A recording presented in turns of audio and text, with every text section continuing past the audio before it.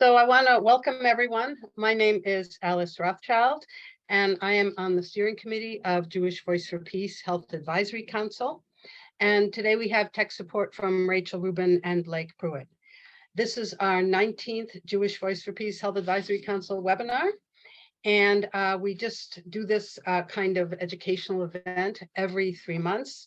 The next one's going to be in December and will be focused on Gaza and daily life and the impact on health by what's happening. And that is being in process, so I don't have a date quite yet. Today, we're going to have a conversation with representatives from the Union of Agricultural Workers Committee, Addameer, and Al-Haq. These are human rights and civil rights, civil society organizations that have been targeted by the Israeli government and designated as, quote, terrorist groups. They're going to give an update and discuss unfolding implications for human rights work in Palestine, and we're going to use this sort of conversational mode. You will all receive, hopefully, a survey after this webinar, and we hope that you fill it out and let us know your comments. So the format of today's webinar is that for the first 30 or 40 minutes, we'll be engaged in conversation. I will be the moderator, and then we'll end with a Q&A from the audience. So as your questions develop, please put them in the chat, and I will be screening the chat and pulling out questions for the speakers. I want all the audience to stay muted at all times, please. And if anyone has escaped learning how to use chat at this point in the pandemic and Zoom world, you go to the bottom of your screen, you hover over the chat box, it should come up, and then you click on it and write your question. As you know, this webinar is being recorded. I'm going to put some links in the chat box after I introduce the speakers. So the speakers we have today, and we're very lucky to have these people because they have lots of other things to do. Wesam Ahmad is the head of the Center for Applied International Law in Al-Haq.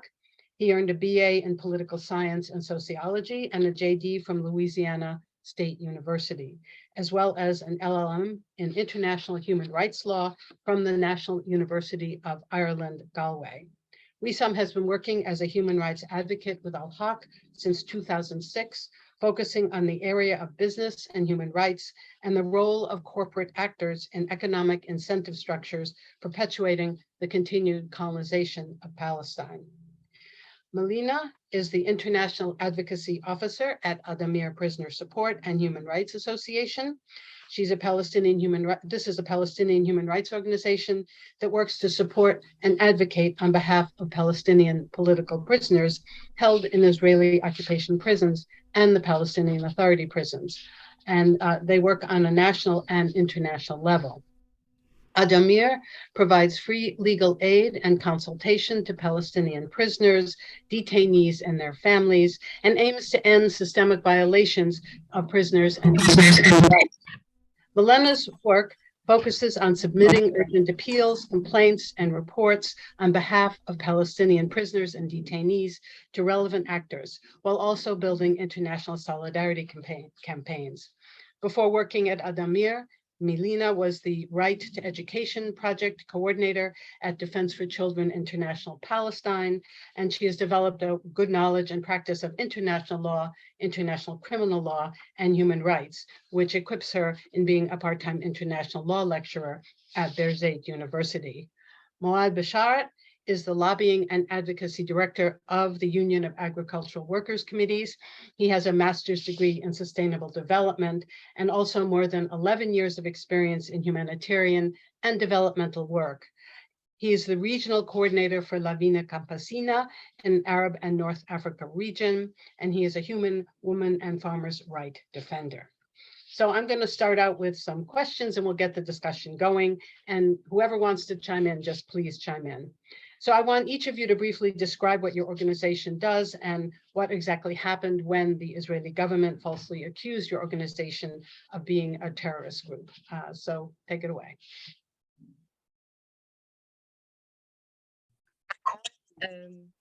I'm not sure how you would like to go with this, but maybe I can give a brief introduction and I'll leave some space for my colleagues to follow on what they can add.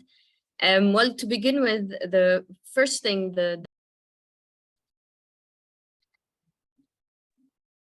sorry, I was muted by the host. First, the designation started under the Israeli counterterrorism law of 2016 in late October. But then that was followed by an Israeli military order that outlawed the organizations in the West Bank area as well.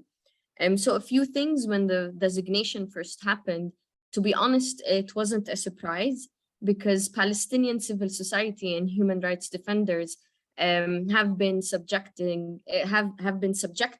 by the Israeli occupation through a campaign of ongoing silence against Palestinian civil society. We've had employees being arbitrarily arrested, employees having travel bans, Pegasus NSO spyware found on phones of employees, and raids to our organizations. And many times we have seen also proxy NGOs who are affiliated to the Israeli occupation also try to discredit our organizations through harassment campaigns such as NGO Monitor, if you ever heard about it.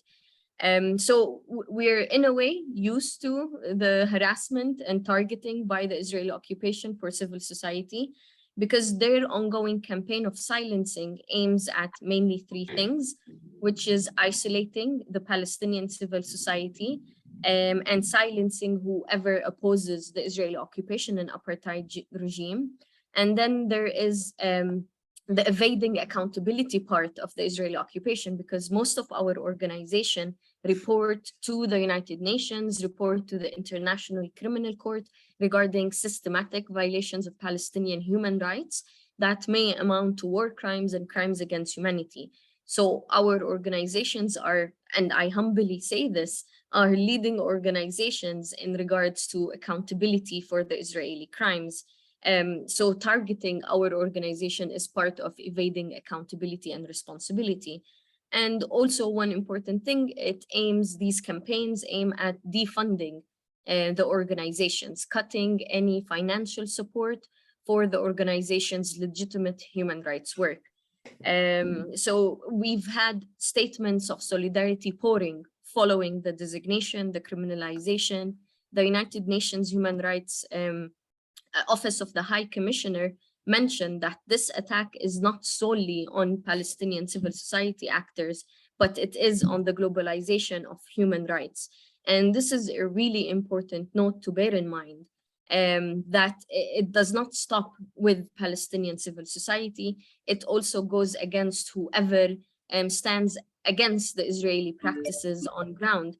A good example of this is the United Nations Office Commission of Inquiry, which was recently established by the United Nations to look into the root causes of the situation in Palestine.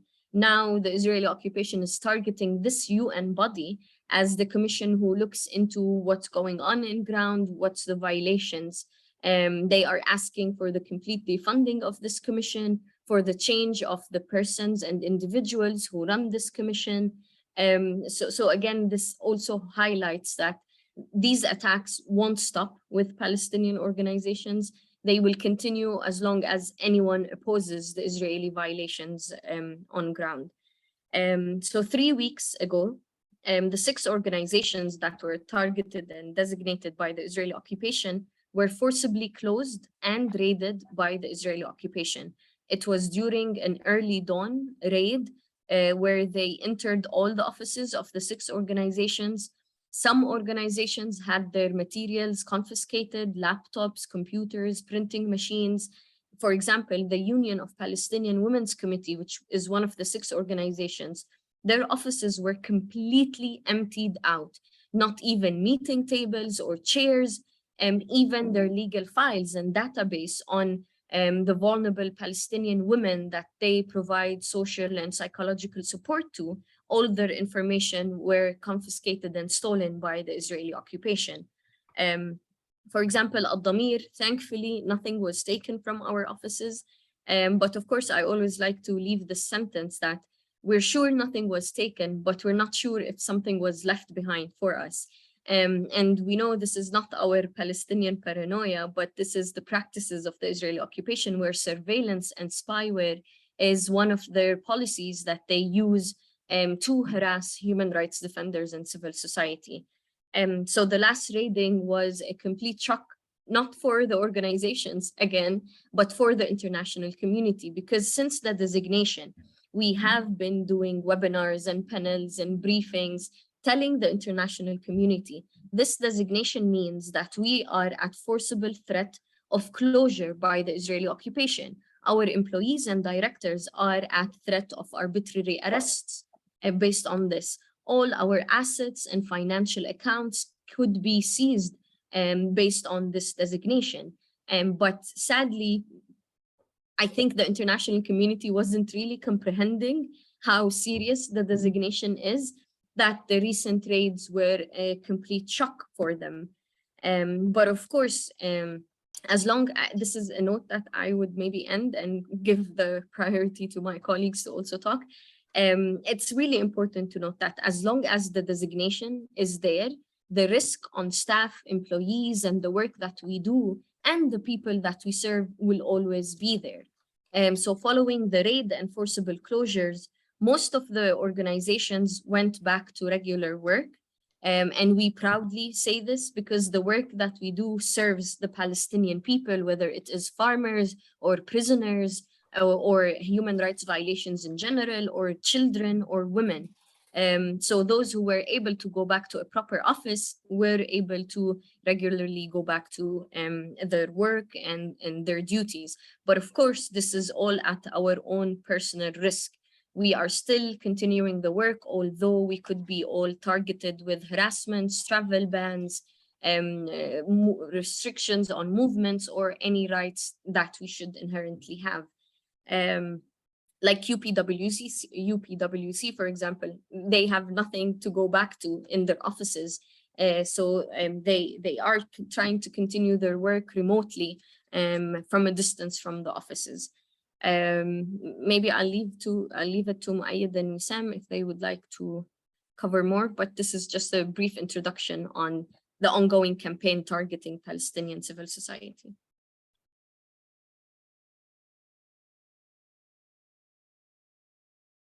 Wesam? Yes, Moayyad. Yeah, I logged on to another device as well because I'm using my phone here, but I wanted to share some things in the chat as well. But to pick up on what Milena put forward, I mean, this is an issue that we've been facing for many years, and it's been incrementally growing over time. And so when the designations took place, we weren't completely surprised because these attacks have been ongoing well before. And with regard to the raids that happened recently, again, I think it took a lot of people by surprise that they would take this step. But it's also important to put it into context that the raids took place not too long after a strong statement from European countries dismissing Israel's allegations and standing in support of Palestinian civil society. And so I think more than anything, it was a political message to the international community that Israel feels it's above the law, and their opinions are not something that carry much weight in their eyes. And they moved to deliver a message to the international community. If they thought they were delivering a message to us, they were wrong. We continue our work. We were back in the office within 4 to 5 hours after the raid, and we continue to operate from our offices. But that's because we were also not hit as hard in terms of the raid itself. Nothing was taken except maybe we can say business cards were taken because the forensic architecture video that I'll put in the chat shows that they took Al-Haq general business cards from the reception area and passed them around as trophies, in addition to taking selfies and other pictures while they were in our offices. And this was all caught on CCTV, and they were well aware of that. But it also sends a message of the underlying motivation behind their attacks against us. This isn't the kind of behavior where you are entering a threatening situation, and if they felt that we really posed any threat, or they were coming into something that was a dangerous environment, this isn't the kind of behavior that you would expect. But to go back also to a point Milena raised with regard to this being not just about Palestinian civil society. Al-Haq is the oldest Palestinian human rights organization. It was established back in 1979, but it was established around the same time that many other human rights organizations were being established in South America and Africa, and it coincided with the development of human rights in general, the institutionalization of the human rights regime, and the message that the international community was sending to those that were dissatisfied with those that controlled them, that these mechanisms that we are putting in place, such as human rights law, are the tools that you should use to air your grievances and challenge your oppressor. And the standpoint of Palestinians, these are the tools we should use to pursue the right to self-determination for the Palestinian people. And so over time, we've refined our ability to use those tools, and we've gotten pretty good at it. And I think it is our ability to use those tools to still have an impact on Israel and its policies towards the Palestinian people that has created this discomfort on the Israeli side. And the natural response to a discomfort is to try to remove it. And that's exactly what they're doing. But the bigger issue is, if human rights organizations and civil society actors are using these tools as has been designated by the international community for us to use, but still treated in this way and labeled as terrorists, what message does this send to the utility of these tools of international law as being a mechanism to pursue your grievances and pursue your rights? I think this is a really fundamental issue that civil society across the world needs to really take seriously, because it also sends a message to others that civil society can be attacked in the same way, whether they're using the pen or the sword, it doesn't matter. And then that leaves others to decide which path they want to take without feeling that one is more secure or proper than the other.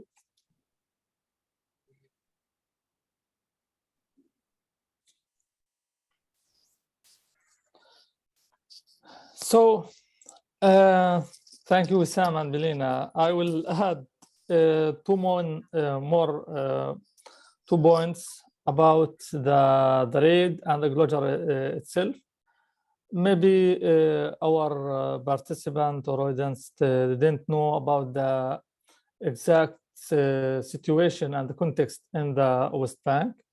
The closure happened on the area classified as Area A, which is under the Palestinian Authority control, according to the Oslo Agreement, which is 5 minutes far away from the presidential palace, Al-Muqata'a. And this should be under the Palestinian Authority protection. According to all people talking about the two-state solution, the West Bank and Gaza Strip should be a democratic state of Palestine, far from the state of Israel. And after more than 25 years of Oslo Agreement signed, the Israeli continues their raid and night invasion against everyone on Palestine, children, women, people, and even the civil society organization. So the Israeli didn't making like some kind of differences how they can invade our communities and how can they invade our organization. So the situation of our 6 organization, it's not different from arresting children and women every day in occupied West Bank.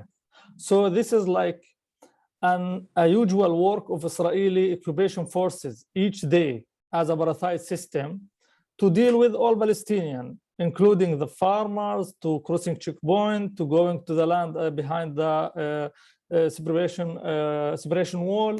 This is an actual and usual work that the Israeli doing every day.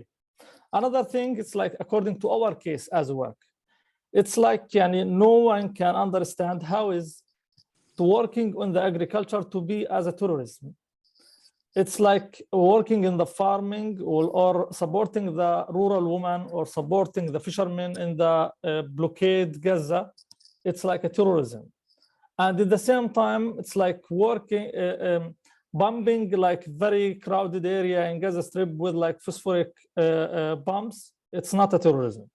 So it's like, even, Israel can designate anyone in the streets as a terrorist in her terrorist list. In their terrorist list, you can find like a restaurant, which is a name Hamati restaurant, which is like one of the Israeli can do what they want to add anyone or any organization or any cooperative or society on their list, just because the Israeli, they didn't want anyone to criticize them or to work against the Israeli project on the ground.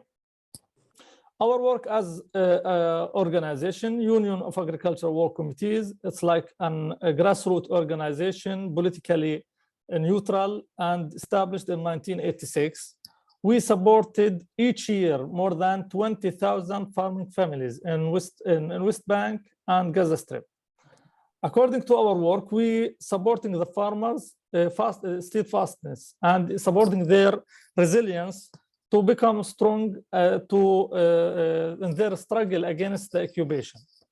According to that, the Israeli didn't want that the Palestinian become like not dependent on them, on their economic. So they want to make like a condition to force the people to abandon their lands and to become no one supporting them, and they'll become alone and to go easily to be like a workers inside Israel or working inside the illegal Israeli settlement in West Bank. So this is the situation in general, according to your main question about what happened to us. According to us, even Israel started through the Israeli settler organizations such as Regavim and NGO Monitor to have like a strong and well-organized campaign against UAC since 2014. So they make like a kind of hundreds of files against us and sending hundreds of letters to diplomats, to donors, to stop the UAC work and to stop and to dry the donation and the fund for UAC, which is directed to the farmers and their families. According to that, the Israeli succeed, and I'm so sorry to talk this word, like the Israeli government succeed to close like 7 organizations working in human rights, not because the Israel is strong, because of silence of the international community, and there is no kind of impunity that the Israeli can have like any kind of sanctions. That's what happened to Russia in their military operation in Ukraine. So we feel that we are alone now in the arena to face the Israeli apartheid system, and we need only the solidarity statement from anyone to support us. We need like an actual work, especially from you, to stop the Israeli continuous work against the Palestinian community in general and our organization in parallel. So even our organization, they didn't want to continue their work just alonely and the other Palestinians to be killed every day. This is, you know, it's like something like strategic from the Israeli to invade like Jenin, Nablus, and even the most hot places in Jordan Valley every day, because the Israeli claim always is security. And according to us, our lives, it's not meaningless according to them. Thank you.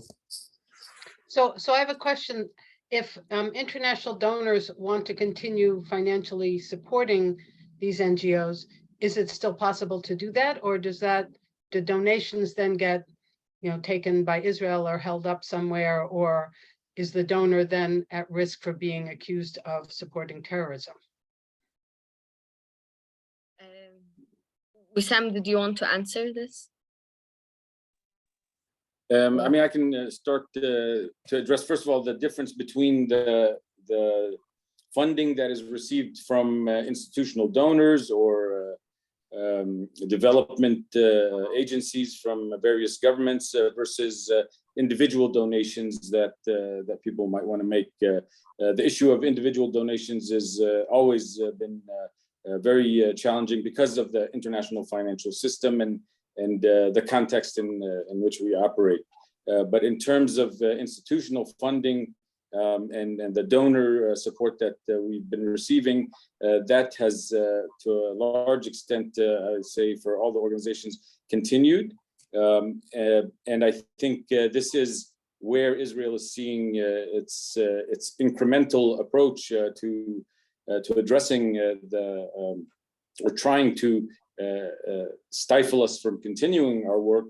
The next phase could be turning the screws on the financial flow. But I think the response from the international community thus far has helped in, I would say, dissuading such an action, because, as Moayyad said, Israel engages in these tactics in an incremental basis and sees what the response is. And luckily, the response has been overwhelming in terms of support and condemnation that, in my eyes, I think it has actually elevated the status of Palestinian civil society in general, but particularly these organizations. Some people were not aware of the work that we were doing. In some cases, we weren't even working very closely together. So it has brought us closer together as Palestinian civil society. It has brought the international community of civil society around us and strengthened that base of support as well. And I think this also is something that Israel is hoping over time will wane and open up space for it to take more aggressive steps. And that's why it's incumbent on the international community and international civil society to not let up, because like we said, it isn't simply about us as a Palestinian civil society, it is about civil society as a whole. And it is the recognition that we are interconnected in this international community. Israel, I think one of the things that it has really upset it is the sort of systemic approach that we take to our advocacy work at an international level. It would, I think, be very much more comfortable if we left things in a linear fashion, binary between us and Israel, as if we were the only actors. But the reality is this situation is very much part of the international system. And again, our ability to engage with that international system and causing it discomfort on an international level, that is what pushes Israel to take these more drastic steps. It would very much like to keep saying what we do with the Palestinians is one thing, but our issue of trade and imports and exports and our business activity should be seen completely separate from what we are doing to the Palestinian people. And our work in showing that they are very much interconnected, and what you do in one part of the system can have an impact in another is part of the work that we continue to do, and part of what I think aggravates them in triggering this kind of reaction. So do you think the end goal is to incrementally, completely destroy Palestinian resilience without the international community noticing? Or, I mean, why are they not, I mean, they could just bomb everybody to smithereens. Why are the Israelis doing this sort of incremental, is it that they can't? Yeah, what is it? Well, I think there's an element of facade that is maintained, but Milena, go ahead. No, sorry, if you wanted to continue, please feel free. But what I wanted to say is basically, yes, it is cutting any sign of hope or any sign of accountability that the Israeli occupation might face. As I mentioned before, this campaign does aim for Israel to evade any sort of accountability, because when they target the organizations that report on the systematic violations, they are discrediting our voices and discrediting the reportings and testimonies for the Palestinians that we get. I wanted to go back, if it's okay, on the Israeli counterterrorism law of 2016. To better understand the gravity of the situation, we do need to shed light a bit on this Israeli civil law that is now being applied on Palestinian organizations that are located inside Palestine, serving the Palestinian people and registered as Palestinian organizations in the Palestinian Authority database of civil society. So to begin with, the counterterrorism law is being illegally applied on Palestinian organizations, because Israeli law should not be applied on Palestinian organizations. This is an expansion of their own jurisdiction. But the counterterrorism law, if you ever pass by it, it is more than 200 pages long, but in nature, it's extremely broad and vague. Where under international law, by the way, the word terrorist or terrorism is not defined. There's no one definition under international law, but Israel as a state has its own definition for this. And in the counterterrorism law of 2016, terrorist activities even include legal procedures.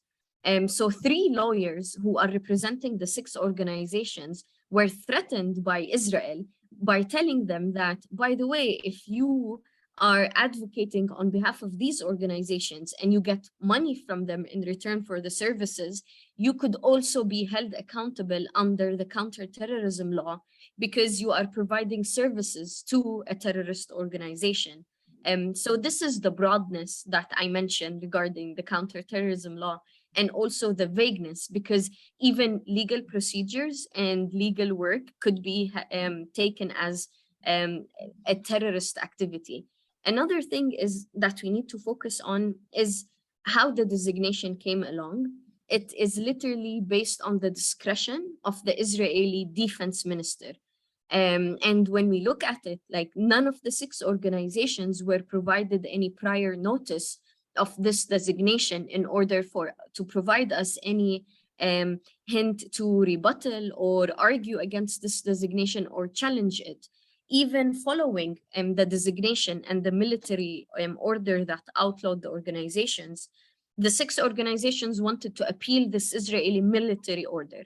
And when we told the military prosecutor, hand us whatever evidence is against us so we can have proper due process to challenge these evidence, you know what they said? They said, the core document and evidence is secret information. We cannot disclose that to you. So first you have the discretion of the Minister of Defense, who is literally the war criminal who we are taking in front of the International Criminal Court, calling us terrorist organizations. And then you have, we will not provide you with evidence because it's secret information. And as Addameer has been working for 30 years before Israeli military courts, we have been trying to defend Palestinian administrative detainees who are who are detained without charge, without trial, based also on secret information for an indefinite time. So the use of secret information or secret evidence is something that the Israeli occupation systematically does and holds Palestinians in harsh conditions inside prisons based on secret information. Currently, there are 743 administrative detainees. 4 of them are children, 2 are women, and 3 are Palestinian parliamentarians.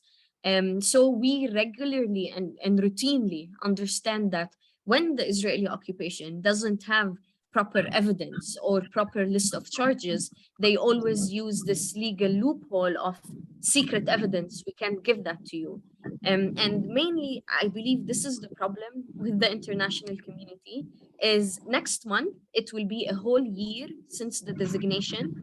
And the international community, especially the United States, if I may add, is still providing Israel with time to provide them with evidence. Like, it has been a whole year now and there hasn't been any sufficient evidence. Why are we still providing Israel with the green light to do whatever they want with Palestinian organizations? This is the question that we really have to ask ourselves and remind ourselves, because the international community somehow neglects that Palestine is under an ongoing military occupation. Israel is the occupying power. So when the occupying power targets vulnerable Palestinian communities and calls them terrorist organizations without providing any evidence, this should be clear that it is arbitrary and it is a sinister move to silence the voices who expose the violations. And really, what Wesam mentioned regarding the responses or the recent statement of 9 EU member states. You know, the statement was very good. It came before the raid, but it was 2 paragraphs long. The first paragraph said, "We stand in solidarity with the Palestinian civil society because Israel hasn't provided substantial evidence." Then the next paragraph says, "Should Israel provide us any evidence, we will act accordingly." So the bizarre thing, and how the hypocrisy, sadly, sorry to say this, of the international community comes where Israel can designate organizations as terrorist organizations without providing any evidence. And Palestinian organizations have to do advocacy work, campaign. We have to go on panels to tell people what type of work we do, what is the legal basis that we do our work based on. And we have to prove ourselves. But then Israel doesn't have to do anything. And the European countries already promised that if you bring us information and evidence, we will act accordingly. They already promised Israel to take action without even them providing any evidence, while Palestinian organizations are left day and day, every week, to meet with diplomats, to meet with parliamentarians, to ask them to take action, since there has been a whole year since the designation and nothing was proven against our organizations. And I say this very out there because honestly, there is nothing against the organizations. When you target 6 of the most prominent, and I say it humbly, organizations that do work in different factors of communities in Palestine, it literally screams this is an arbitrary political decision. It has nothing to do with actual military activities or whatnot. And this is what we try as much as possible to highlight. Like, at this point, I have been on so many webinars and meetings talking about the designation of the 6 that I am honestly neglecting the work of the prisoners that I should be highlighting. And this is exactly what the designation aims for. It aims for us to be very busy with defending ourselves instead of exposing the upcoming 30 Palestinian prisoners who will go on a hunger strike against their administrative detention towards the 25th of September. So this is the aim of the designation. And sadly, with the international community's impunity that is granted to Israel, we are following this campaign of Israel, where we are defending ourselves and we are neglecting the work that we do to defend the Palestinians on ground. So in this vein, can you share with us campaigns or calls to action or organizations that are currently working to highlight where action is needed and reliably channel money to the affected civil society? It's hard to donate directly, as you said. Issues?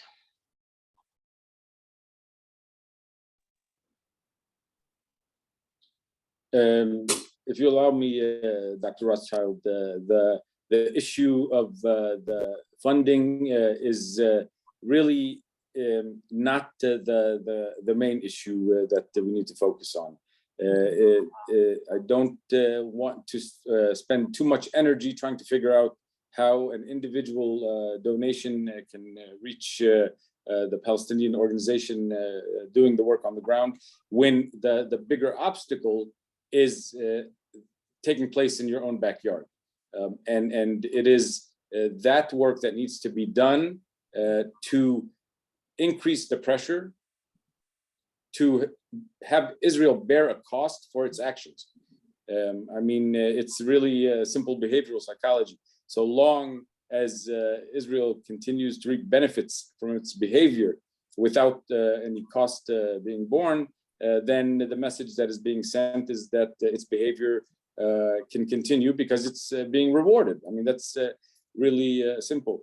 And so it's true, the number of webinars we've had on this topic, I don't even know how many, but for me, this is the first time that I've had the privilege to be with you on Jewish Voices for Peace. And it allows me also to raise a really important point, in my opinion, of how the Israeli authorities and Israel as Zionist colonial entity is exploiting the Jewish faith.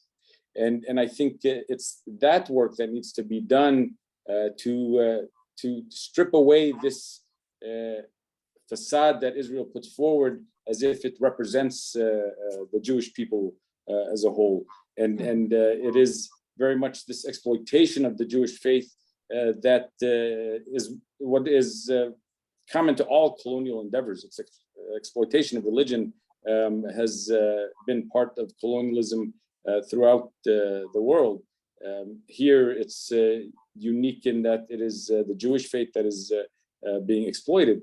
But how you can take that message to your congressmen and women and put forward that position that you are not satisfied, you are not happy with the positions that are being taken that allow Israel to act with this impunity. And there you will be able to increase the space for us to operate by challenging that action in your own backyard. And so that's why I would stress that you look around you and what you can do to alleviate the pressure that we are facing here, but in an indirect manner rather than this linear thinking that gets us trapped into trying to overcome this kind of bottleneck of relations when we have to think in a much more systemic manner. And there are other sort of institutional organizations that support Palestinian civil society. I think many of them are foundations. I don't even know if they take donations from individuals either. But you can explore those kind of large foundations or organizations that support civil society around the world and ask them if they are supporting Palestinian civil society. And if the answer is no, ask them why and push them to do so, because this is also part of the challenge, because some institutional donors avoid engaging in this part of the world because it causes them a headache. But overcoming oppression usually comes with a headache. And if you really want to put your philanthropic values to test, it's going to require some Tylenol. So I encourage people who are listening to this webinar to type in their questions, because this is the Q&A side of the event. While we're waiting for more questions, can you speak to what other organizations have been affected by Israeli behavior? I know there was a 7th NGO that was attacked in the latest raid. Has this sort of reverberated throughout Palestine, or is this just ongoing oppression that happens over and over again? It's definitely ongoing, and it happens over and over and again. The health work committees, this is the 7th organization, but we try to say 6 because thankfully, and God forbids anything happens, the health work committees wasn't designated as a terrorist organization, but it was outlawed by the Israeli military order in the West Bank. So we try not to bring our bad karma and voodoo to the health work committee. But thank you for actually mentioning the health work committees, because it gives us a good example, sadly, to what threats we face. So the director of the health work committees, Ms. Shadda Ode, who is a 60-year-old civil society activist, was arrested following the military order outlawing her organization. And the first list of charge that she had was holding a position in an organization that's deemed unlawful under Israeli military orders, which is the Health Work Committee. So she spent nearly a year inside prison in harsh detention conditions, if I may add, for a female elderly person to be inside prisons. So the directors could be at threat of, at any moment, of arbitrary arrest. And if I'm not sure if anyone heard about this, but 3 of the directors of the 6 organizations were summoned for interrogation by the Israeli occupation, where during the interrogation, they were literally threatened that if you continue the work that you do, we will not only close the organization and arrest you, but we will also make sure that your family does not have a proper life. And we've seen this a lot with prisoners, where their families are also put in line to put more pressure on the detainees and the prisoners. So not only the director of the Health Work Committee was arrested, but the project coordinator, Ms. Khwani Rishmawi, who's Spanish Palestinian, was also arrested and put inside the Israeli prisons. So what I'm trying to mention here is the gravity of how far the Israeli occupation would go. It won't even target Palestinian employees in these organizations, but any employee with whatever other nationality or background that they have. So the health work committees were also raided and forcibly closed at the same time we were raided. But you know, their case, because sadly it didn't get much attention or highlight in the international community, that the director slipped, and for nearly a year she was imprisoned arbitrarily by the Israeli occupation, and the project coordinator as well. So this is the importance of highlighting and speaking up to stand with the Palestinian 6 organizations or 7, or Palestinians in general. So what I also wanted to add, if it's okay, is Israeli military orders do not differentiate between any Palestinian. As long as you're a Palestinian that's not silent and that's still exposing what's going on ground, you will be targeted by the Israeli occupation. And a good example of this is student groups in Bir Zayt University, which is a Palestinian university, and it's considered one of the top 3, if not 2, universities in Palestine. Most of the student groups in Bir Zayt University are outlawed by Israeli military orders. So we've seen list of charges for students where their charges is literally selling books at low price during a student affair for the new first-year students, or dancing dabke, which is the Palestinian traditional dance, during an activity for a student group that's deemed unlawful. So this is the gravity of the situation, because Israel does possess a huge amount of powers either legislative powers where they create their own laws where Palestinians are forced to abide by, and they prosecute Palestinians before Israeli military courts where the judge, the military prosecutor are all Israeli military officers. So basically this regime, the state, has built and established a whole system of colonization, of settler colonization, of apartheid, of occupation, where they are the lawmaking powers and they are the judge and jury as well. And they do whatever they want to maintain control over this land. And this gravity of the situation where we're at is 100% solely, not 100%, let's say 90, so I don't offend anyone. It's 90% the majority of the time because of the impunity that is granted by Israel on a United Nations level, where settlement activities are considered illegal under international law. There's a whole database by the United Nations that includes the organizations that illegally do businesses in settlements. Until now, we see these businesses running and going and up and going, where we see the United States vetoing every resolution in favor of the Palestinian people, where we see recently Israel sent another delegation to the United States to sit with Biden's administration and to try to pressure them to follow the designation and confirm it. So this is where we understand that it's sadly not on Palestinian organizations, because as I mentioned, if we go and appeal the decision, they will tell us, we can't share information with you, it's secret. So we're trying our best to challenge this designation at our own personal risk. But again, there are way bigger factors in this context that also need to act. The European Union, the United States, other countries that give Israel impunity constantly need to act, because again, it's not solely about the six, it's about Palestinian human rights.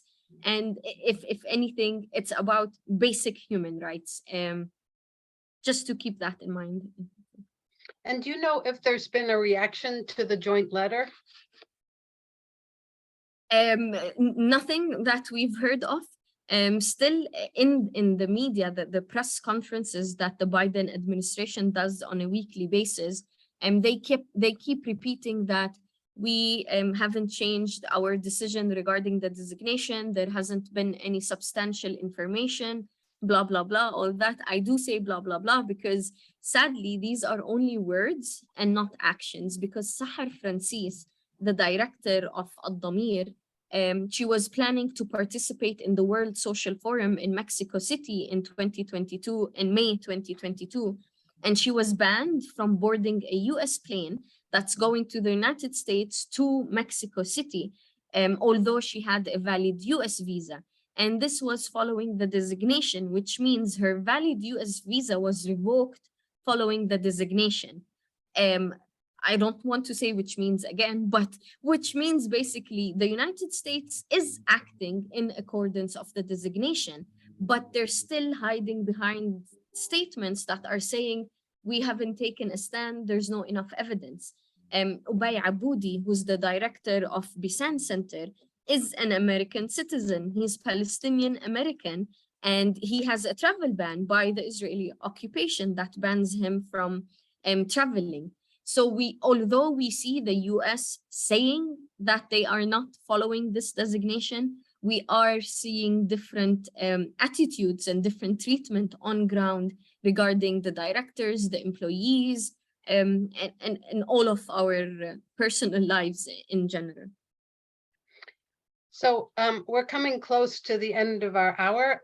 Do the other speakers want to say anything else that we've missed? Or, you know, there's a question about the systems that support Israel's impunity, which is a massive amount of collaboration from the Western world, basically. And obviously the work of Jewish Voice for Peace and other organizations has to continue challenging US policy. Do other speakers want to have some comments as the last word here? I just want to address the issue of that support from an economic dimension. we mentioned the challenges that the Palestinian civil society, which are considered nonprofit organizations, charitable organizations, and the challenges that they face. But at the same time, you have many US-based organizations that have charitable status that are benefiting from this charitable status that actually entrench and support the settlement enterprise. So this is one avenue that you can work on. Also, another thing is the U.S.-Israel free trade agreement. When Trump was in power, there were some modifications to allow even products that are made in settlements to come in and benefit from the U.S.-Israel free trade agreement and be labeled as made in Israel. And I think this is one of those things that the current administration can address. There are many things that they need to address, including the location of the embassy in Jerusalem and others. But I think the issue of having Israeli settlement products that are basically the fruits of a crime, the proceeds of a crime, to benefit from these kind of agreements is very hypocritical in the position that the U.S. claims to make in the pursuit of a two-state solution. The entrenchment of the settlement enterprise only undermines that. So again, we can't isolate the political rhetoric and engagement from the economic activity and economic relations. And it is at the economic dimension that I think there is more possibility to increase the cost associated with Israel's behavior that the U.S. can take. So this speaks to the importance of supporting boycott, divestment, and sanctions, right? Well, that's another avenue that can be pursued, and that is a right that should be protected as well. But each one of these things has their own avenues to pursue and mechanism to engage in, and it depends on you and where you are in a particular state or institution where your energy can be put to the maximum impact by, again, looking around you and seeing where it is that you can put your energy to best use. Okay, Moayyad, do you want to say anything? Yes, or? yeah. Can ask a question just? Go Yes. for it. So it's like at the end, I thank you for this event and to speak frankly about our situation. But like our question as like the sixth designated organization, what is that like? What can you do, like in actual, to stand with us? Beside the solidarity statement, what is like the actual thing that can make a pressure on the Israeli government to stop their violation against the Palestinian civil society organization? Thank you. Well, I think that is obviously the big question, and many of us, work with Jewish Voice for Peace and Grassroots International and write articles and put pressure on our Congress people. We're trying to figure out the answer to that question as well. And I know that the response is totally inadequate given the gravity of the situation, but we have to keep working on all these things. I mean, the failure of international institutions is stunning when it comes to Palestine. So I think we are gravely aware of the inadequacies of our response, and we continue to work on the things that we know how to work on. And again, I know that it's inadequate in terms of how much suffering and injustice is going on. I do want to thank you all. I know you have lots of things that you need to be doing, and talking to Americans is not necessarily the most productive thing, but it is useful for us to figure out. No. But we really, really do appreciate your time and the incredible work you do, and the personal risks you take, and the risks to your families, and your commitment to justice, because it's just an inspiration for all of us, and we need to keep working in solidarity with you. As we close up, I just want to remind people who are still on this call that Jewish Voice for Peace Health Advisory Council is trying to do some of this work. We have a website with a lot of information. We are updating the website to make it more user-friendly. We do a monthly publication of health and human rights violations, going into all the nitty-gritty. So all the stuff that doesn't get reported in the mainstream media. And we do other advocacy in writing, as you know, and we really encourage people to join. You can sign up on the website, which is jvphealth.org. So I thank everyone. I thank people in Palestine and all the people who are on this call. Thank you so much for really in-depth and wonderful conversation. And we hope to continue working in solidarity with you. Thank you. Thank you for the platform and your time, everyone. Thanks. Thank you very much. Keep up the great